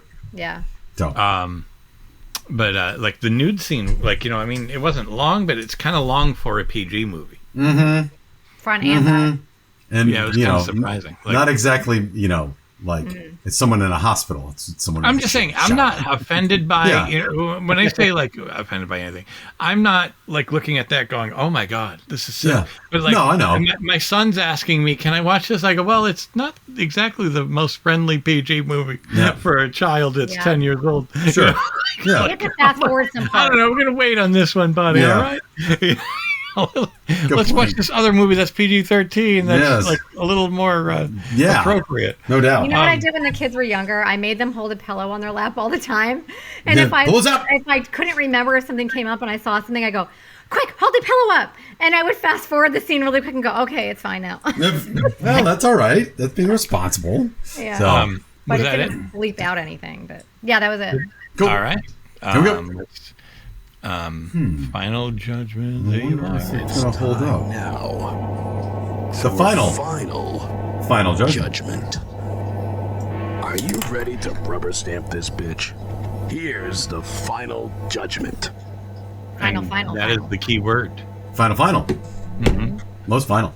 This one's finally getting its due. Yep. Jay, you gonna say the thing? It's time for Final Judgment, where it's about fact, not opinion, and opinion, not fact. You decide. Okay. Who's going to start? Steve. All right, cool. I would say, like what I said at the beginning, glad that this was my generation. Love the movie, and I'm not ashamed of it. I mean, yes, we don't make movies like that anymore, as far as some of the parts we talked about and some of the things we say. But I'm not. If someone was to see it, I wouldn't sit there and go, "Yeah, we were the Generation Xers." Every generation has their thing, and I guess we've moved on from that. I will say that, like, there are movies today that I probably find more offensive and with other things that maybe I think is worse in some ways. But, and I will say this, honestly, I'm a more of a South Park kind of guy. I say if you're offensive throughout the board fairly, if you don't want to see it, don't see it. You know, and that's I think in some ways it's just one of those, I don't want to hit a point in life where it's like, wow, everything is so overanalyzed. That's just my fear about that. That's all. But I love the movie. It doesn't hold up the time, but it's like a time capsule, if you will. Sure. I want to dovetail on that. Usually I want to go after Steve. I agree with you. It's you know, we talk about this offensive, not offensive, holds up, not PC, whatnot. At the end of the day, no one's strapping you down and forcing you to watch it and like it. You don't want to see it, don't see it. Whatever. Like, if it's not your thing, don't. Like, you've been warned. Don't complain when you see it. Like, you say it's like with South Park. Like, okay, yeah, like, some people think it's over the top, so don't watch it. No one's making you watch it. There are plenty of comedians out there like, I don't like that one. So you know what? I'm not going to protest. I'm just not going to watch it. It's not my speed. It's okay. So I agree with you that. Like, I'm not saying, like, avoid it. Just understand that what you're getting yourself into. If you don't want to see it, don't watch it. I think that it doesn't hold up for the reasons that we talked about before. I don't think the way that people are portrayed in the movie and the way that dating is portrayed in the movie and whatnot, I don't think that holds up. I think some of the language doesn't hold up. I think the story of itself does hold up. It's sweet. It's got a kernel of niceness that is in this framework of the 80s, so you have to remember that. And the other reason it doesn't hold up, and Steve, you're right, they don't make movies like this anymore, because if they make comedies now, it's comedies with guns. Like, the only time you laugh at a movie is because there's some spy who's on vacation.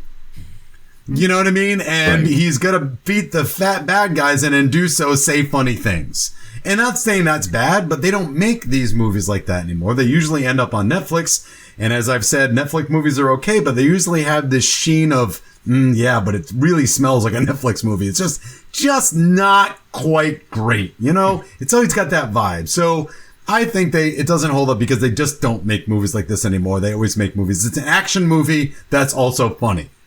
For some reason, they think we don't want to see this anymore. So, which is too bad. I hope they make them again. I know. Real quick, kind of an analogy of that would be if you go to sell your house, they have to get a comp. Like, so what other house is like your house around the area, right? As a real estate agent. So movies now, how do you comp a movie like this? You can't. They don't make them like that anymore. Right. So it's kind of tough. So by that rationale, it doesn't hold up. Who's up? Who's next? I'll go. Go Ray. Go Ray. Because I agree with both of you. I think Todd Phillips gave up on comedy because he made the Hangover movies and Old School, and those are inappropriate for all the right reasons. And in today's society, certain people couldn't handle it, and then we listen to those few people. It's not the majority. It's a few people that are bitching and whining on Facebook or Instagram, and then we follow. And then these things don't exist anymore. Does it have out-of-date references? Absolutely, it does. And like Steve said, I'm not ashamed that I love this movie. It was... At the time, all of this was appropriate. You can watch it now and say, ooh, it doesn't hold up today. But in my mind and in my heart, it holds up. We experienced it. We went through it. We were all like that. And like Steve said, I'm not going to apologize for that. But I think on a bigger scale, no, it does not hold up. But it's still fantastic. It's okay to say that's how I was like. And I may have grown since then. Sure, absolutely. It's okay. Grown up, sort of, maybe. I mean, as we talk with our toys and our banners and shit, but okay. Also, we didn't even. It's not even our generation that was writing this. It's the generation before that or before that. It's like we just lived it, but we didn't write it. We didn't. Yeah, boomers wrote it for Gen Xers. I mean? Like, go figure. Exactly. Yeah. All right, Melanie. Since you're up, go for it. Okay. Of course, I love it. I love every single 80s movie pretty much that's like this. You know, we lived it, like you said. I would definitely still recommend it to people, and it doesn't hold up because of the things that we talked about, but it holds up for people like us, or maybe people's kids, you know, people that had kids that are like us, you know what I mean? It's going to hold up to them too. And then 80s are a big thing coming back and everything like that. 80s, 90s, 70s, all those kind of things people like watching things like that now. So it holds up in that way, but certain phrases and certain things, you could never put that in a movie now, obviously. But I also, I feel the same. I'm not going to apologize for that, loving it either. And it's a great movie. It still holds up in a way. Like, the grandparents are hilarious. I mean, the things that the grandparents do, you're going to have a grandparent or a parent that's going to embarrass the heck out of you. Yeah, hopefully not fondle the child, though. Yes. What? Yeah. Oh, look at yeah. But like, there's so many things in the movie that still holds up to this day that kids are still going through. Like, you know how they say people change, but they don't really change. You know what I mean? Times change, but people don't change. The same things are still happening. Maybe they don't rephrase things in the same exact way, but the same things are happening in real life today. So it's still, anybody that's watching it today would still, I think, appreciate the gist of the movie and what it's about and all that kind of stuff. It's just, if they're too easily offended with certain things and they don't, like everyone else said, they don't have to watch it. No. Or maybe you wouldn't recommend it to certain people. But other than that, it does and it doesn't. You know what I'm saying? Sure. Oh, yeah. That's why it's a great movie to end on, because it really is a gray area of acceptability and not acceptability, not for the wrong reasons, but for kind of like the right reasons. So, Jason. No, it doesn't for all the reasons we said. Now, that being said, it is still fun. And I think anybody could really have fun enjoying it, knowing full well what's there. I don't think he was writing with ill intent. No. No. I don't think he was trying to hurt anybody. No. So anything, even the like the weird goofy thing, like in the car, like at the end, I don't think he was like, go rape her, yeah. Right? No, I'm serious. Yeah. He wasn't saying like that. I don't think he was trying to like hurt Asian people. No. I think nothing was malicious. So, was it a mistake at the time, or did it become? Yes, but it's not like you can sit there and go like, that's the worst thing I've ever seen in my life. Right. So I think people can still really have fun with this, and the sweetness at its core is so much fun. It's so like relatable. You can relate to a lot of these people, like that. Like I would always like in my brain, my teenage brain, I was more interested in a beautiful girl next door than I ever was from someone that was at the top of the social status. I didn't want to live in their world, yeah, ever. Like I was like, that smacks of effort, man. I wouldn't want to go anywhere near that. Like, that's much work. Like, no, yeah. I don't want to live in that life. I wouldn't want to try to like, my mom would like maybe put me in like more preppy clothes as I was growing up. Not preppy, but like dressed up, in a way, like collared shirts and button-down shirts. And I never felt normal until I started putting on T-shirts, like rock T-shirts and growing out my hair, growing out later. And so it's just who I was. So I was like, I couldn't be them. So like I was way more interested in the Molly Ringwald than I was for the other one there. So, yeah. That's it. I think we all are on the same page. It's hard sometimes when everybody like has all the same thing to say, but like it's like I have to put my own spin. Here we go. Well, we don't have to worry about that anymore, guys. Let's do the. We're going to talk about our retrospective here about just like fun stuff that we had over the years. Everybody cool with that? Sure. Yeah. Ray, are you all right with that? Or I'm good. Yeah. All right. Okay. Can I just? I only want to go first because I have two things that have come to mind. So I'm going to speak on those two things. So I would say one of I have a couple of fond memories and one that's just like a disaster. So. One was, I'm sorry, Melanie, and it's only because I got to know you after, but Ray and I taking apart Clue. Oh, yeah. Is that you, Ray? Taking apart Clue. With Jay, did you like Clue? Killer Clowns. No, yeah. Well, I don't remember that one as much, but because I don't think I loved Clue. Yeah, neither did I. Well, he hated it. He hated it. It's such a mess. The movie's such a mess. So I only like that because Ray and I were just like banging on. I didn't know Melanie yet, and Jay's like, "Can you go easy on Clue?" I haven't even met Melanie yet. We have a friend. I have a friend of mine who really likes it. I'm like, she requested it. And we destroyed it. Yes. That's right up my alley. Like, oh, you can request it, but guess what? And my girl loved it. Yeah, right. It's from the top rope. I remember that one, and the only other thing that's coming to mind is when we had, and I'm not going to bag on him because it's not his fault, but when we had the guy from Adventures in Babysitting, what's his name? Keith Coogan. Oh, and I listened to that. Did I ever tell you that I interviewed him once? Yes, you did. Yeah. But I love the story. My God, he. The first time we had him, it was okay. It was great. And the next time we had him on, we had him on twice. We had him on for Adventures in Babysitting, and it was awesome. It was great. And then we had him on for Don't Tell Mom Babysitter's Dead, but we had someone else on with him, and it wasn't his wife. It wasn't his wife. No, it was the girl that picked that movie. She's an actress, like a lesser known actress, but she's still an actress. Has been in stuff, and she picked that movie, and I was like, I think she was supposed to join us for Adventures in Babysitting. Yeah.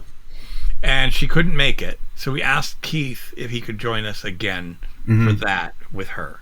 And because it was like she was, and well, the thing was, yes, go ahead.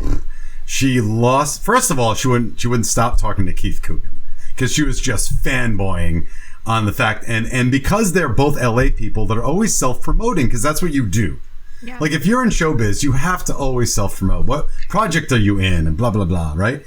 And they were just talking about everything and everything besides the movie, and I literally couldn't get a word in edgewise until at one point I swear, and there's nothing against either of them. It's just like they just kept going and going, and at one point she said to him, "So how do you feel about acting or something?" I forget what it was. A very broad question, and he literally started with, "Well, when the cavemen started to talk to each other," and then went through theatric history for the next hour. It was a 3-hour show. It was 3 hours. It was an hour and 45. Yeah. I released it unedited. Yeah. Because I said I don't know where to go because this movie, what they were covering, was Don't Tell Mom the Babysitter's Dead. Except we barely talked about the movie. Maybe talked about it for 20 minutes to a half hour out of the hour and 45 minutes. Yeah. And I said, I can't edit this down because we barely talked about this movie. So I said, we had these two people on. We were about to talk about this movie. Here it is in its unedited form because it's just you have to hear how it went, how it happened. Take it as you like it. Literally. And by the way, I didn't label that. That's the only one that I didn't label for what it originally was supposed to be. Yeah. If you look at it on the show title, it says "Talking Movies." With Keith Coogan and Katie Tanaka. Jesus Christ! So that was like I can't call this "Don't Tell Mom Babysitter's Dead." I think at one point, just to end it, and then we'll move on. I think I just said, "Okay," and well, when we got to go, and you and I started to text each other because we didn't know how to get out. Yeah, like what do we do? We're like. Okay, we're not gonna. What's going on here? Yeah, it's like we don't have time. We kind of ran out of time. The movie doesn't hold up. Thanks everybody, and I left. Because seriously, it was bananas. I got Keith Coogan and his wife drinking when I talked to them. Yeah. I don't know if they just didn't want to take the interview serious, and there was an issue with the connection. So I'm talking, they're hearing me 5 or 10 seconds later, and they're drunk. Nice. And this was live, by the way. God. Live on YouTube, I think. And then I'm like, I gotta post this. I can't not post this. Yeah. That's awesome. It was fine. It's just that the two of them together, it was like we couldn't get a word in. It was like it was just they were going nuts. He's interesting. So Ray, I think I recommend one of our the one that you were on before. I recommend that the most, and that's how Friday the 13th Part 5. I was just thinking of that one because that one's so much fun because like we just beat the shit out of it. Like it was like right from the beginning, it was like bang, bang, bang, just like. But those are like my favorite ones to do because they're so bad that we can have fun. And you brought up a point in that one.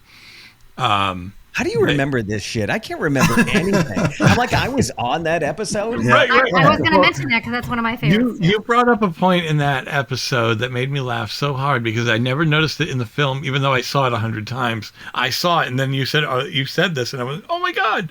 You said that the ambulance driver had a picture of himself in his own wallet. Right. And I lost it because it was just so funny. He said, because in case we're too stupid to remember who he is. Yeah, right. Like, we don't remember who he is, so we have to make sure we know that, like, this is the ambulance driver. That's who the that's killer one of my is. favorite memories to like. I like to show that one to people, especially even if you've never seen the movie. It was fun because we always tried to make it fun for anybody who hadn't even seen the movies. You know, they're all mostly fun. These episodes, because even like the only ones I tried to stay away from was something too serious. We had to occasionally do one, like we did Full Metal Jacket. We still had some laughs. I think the one that was just like the hardest for me to do was Boys in the Hood, because like it was so serious, and it's like wow, this is like so deep, man. Like we like to bash the movie a little bit, like for fun, just because it's fun to like pick on. And I was like, let's just take it as straight as possible with this, and then you know, those are hard to do. I do remember taking apart Blade Runner because I don't like Blade Runner, much to the chagrin of the person that was on with me. Oh my God! Like no. The guy who was on with us was Bill Keeler. Oh yeah, and he it was all random, so all three of us weren't really into it. Okay, all right. I can remember. But I was just like, Shawshank was serious, and that was a really good show. That is a good show. Right, it's just right, but there's light things to joke about with that. Like, even though it's mostly serious, you know. My brother George was on that one. Yeah. Oh, that's right. I forgot. Were there ever any episodes where you were like one way, you're going to go in one way, and then when people started talking, you changed your mind on what you thought? I know there have been one or two. I can't pick them out. Because believe it or not, I am open-minded. You know what I mean? Like, I can go in thinking, no, it's this. But after you talk about it, like, I can be swayed. I do learn, you know. I do remember there was one that you were like that. I'm like, I'm not that hardcore. Like, if you can make the case and I can be swayed, then I can be swayed. But I know that, I know there's one or two. I just can't think of any off the top of my head. Yeah. I think this one surprised me how much I liked it. And what's the last one we did? Happy Gilmore? Nightmare on Elm Street? Silence of the Lambs with Emma? Silence of the Lambs, I think, also. Nightmare on Elm Street we did last week. Yeah. Now, there was one where I was, like, really shocked how much I liked it. I can't remember what it was. But anyway, last week, wasn't that Silence of the Lambs? No, it wasn't that. I'm getting confused, so it's okay. But yeah, I have been swayed. I've been swayed, no doubt. I know. It was The Day After Tomorrow. That's the one you were shocked. Oh, fuck that movie. Right. Oh, God, that movie's terrible. I like it. I know. It's okay. My wife likes it too. Yeah. My wife's like, I just can't. Yeah. I just can't. I can't do it. I can't. Yeah. The cold is chasing us. That's stupid. That's stupid. Stupid. Anyway. Killer Clowns was fun, even though we didn't like it because Jay liked it so much. So we had fun picking on Jay. Mm-hmm.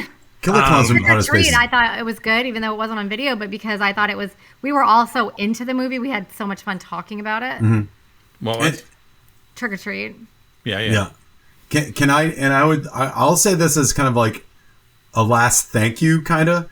I'm so glad and thank you to the universe for nobody suggesting, because we wouldn't have done it anyway, any trauma films. Oh.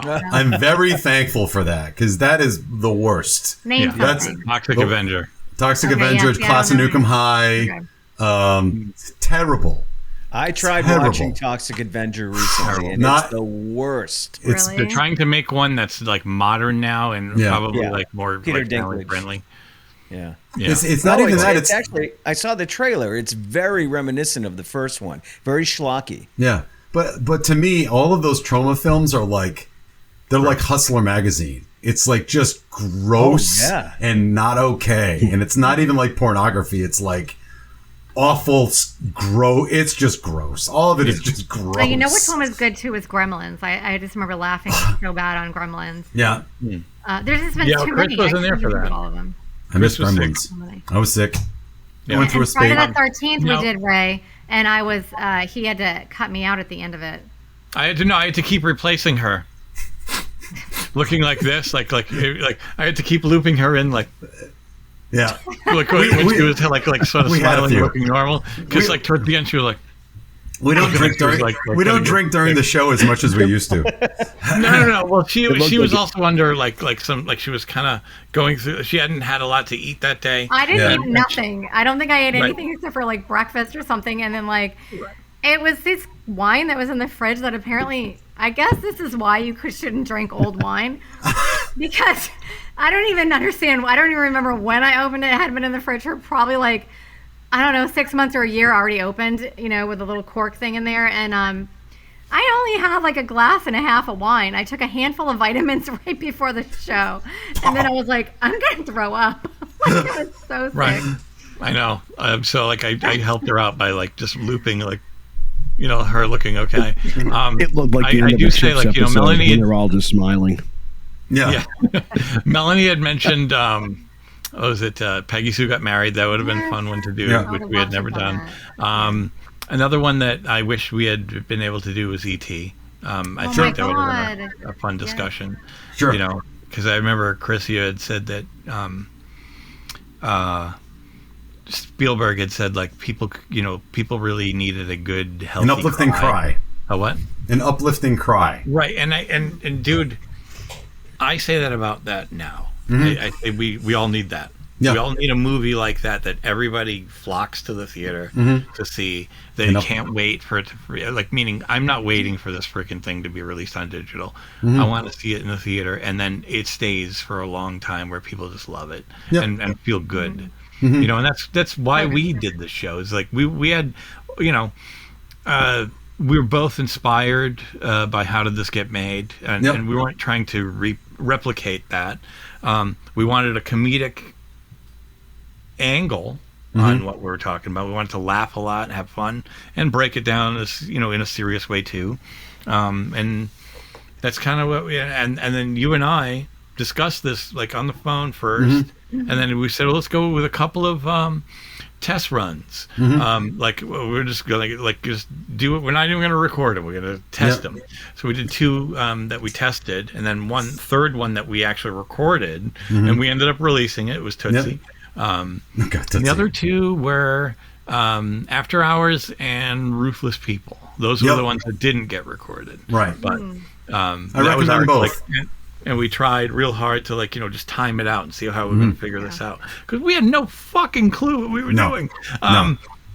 Meaning how the hell do you start a podcast? And you can only ask so many questions without just running through it. You have to go on a fucking a trial run and just we're gonna figure this out and fail and whatever. So it's been a really amazing time. The Lost Boys was fun. That was my first show with you guys. What's that? The Lost Boys was my awesome. first show with you guys. Right, and you were only a guest at the time, and then we figured out to have you on after that, and I was like, let's bring her on. I would wake up at 5 a.m. and fucking edit every day. That's like God. You'd Jesus fucking Christ. And there's just one last thing. There was a couple of times where I needed to make an announcement prior to the show. So I'd run downstairs at 4 or 5 in the morning and realizing I'm not too far below people's bedrooms. So I'm going, hi guys, it's Jay. After Hours. In the basement, you seem like all creepy. Like anybody. Wow. Oh man, it was fun. But listen, guys, everybody here, thank you for, Ray, for joining us so many times. Thank you. It's been, Appreciate it. It's funny. I live in Massachusetts. We went to the same college. We've never met in person. No. Isn't that Seriously? funny? Yeah. It's all through this, that I contacted him. I had wanted to start a band years ago, and he was in a band, so I was on Band Mix, and so I reached out to him because I saw where he went to school. I was like, fuck, let me just get in touch with him, and we remained Facebook friends. And then when I started the show, I realized you were on a podcast with that Jeff Belanger, right? Yeah, New England Legends. Yes. And I was like, oh, well, let's have him on. So yeah, it was just kind of a connection. And then from there on, he remained steady with us. Yeah, thank you for including me so much as you did. I didn't realize I was on probably the most, and that's out of all you guests, and that's really nice. And I've had a great time with you guys, and sad to see the show go. Yeah. But maybe it'll come back someday in a different way. Who knows, right? Yeah. Well, we've copyrighted the name, so no. There you go. Chris, Melanie, and Jay, thank you so much. Steve, it was great to meet you. All right. Yeah, nice to meet you, man. Absolutely. Yeah. And thank you, Steve, for all your efforts throughout the years. It's been amazing. I really appreciate it. All right. And I would like to say thanks, guys. Cool I do because what? Go ahead. Even though I wasn't on the episodes, it was like I was a part of it. I would read off like what you were doing before. I'm like, wow, they're doing this show? Oh, okay. And I'd go into like quotes or something and just find something in the movie, and it was pretty cool. It was fun. Yeah. I love that you did that. It was like sometimes it was so funny, and we were not expecting it, and it was great. I love that you did that for us. And I want to say it's just nice to be able to keep in touch with people, to reach out, because I moved to Connecticut, I moved here to Maryland, and this avenue that we have to be able to talk movies with people I really appreciate, and so I get my thoughts out and get my opinions out, because it's really the only thing I have really steadfast opinions on that I can argue about, because at the end of the day, the argument that I get about movies doesn't matter. It doesn't matter. It's like people that argue about sports. At the end of the day, you can argue, but it doesn't matter. And that's what I like about this. I don't know enough about sports to argue about sports, but I know enough about movies, so I can argue about that. And at the end, we can shake hands and say, you feel that way, I feel this way, and it doesn't matter. And it doesn't matter, but it does, because it means a lot to us. So you guys mean a lot to me, and I appreciate it. Absolutely. And let's not forget Draco and the Malfoys for awesome theme music. So every week. But thank you, everybody. And until next time, God knows when that is. Movies may not age like fine wine, but we drink it anyway. Bye. Bye. Hard.